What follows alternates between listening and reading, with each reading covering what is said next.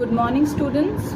Today I will be discussing the concentration of a solution, but before that let us discuss what is a solution. For that I take a glass of water and I try to dissolve some amount of salt to it.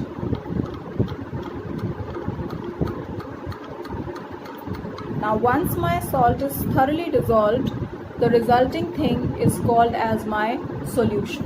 Now what is this solution made up of? It is made up of two things, water and salt.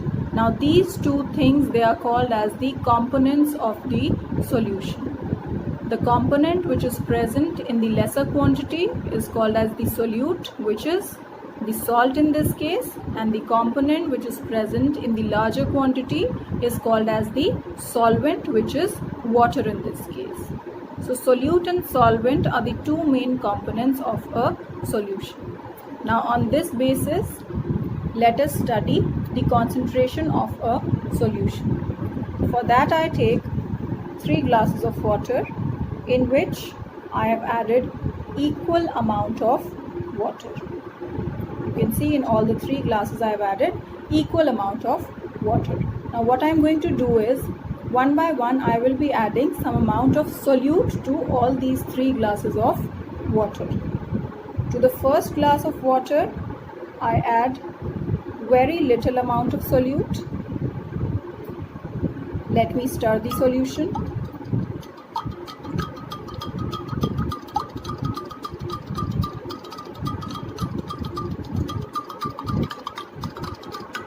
What do I see? I see a light pink color. To the next glass of water, I take little bit more amount of solute. And let me stir the solution again.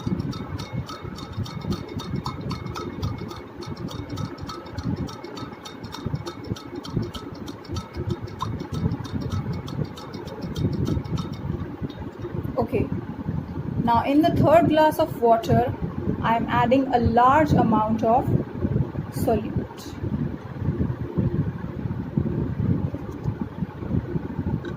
Let us do the stirring.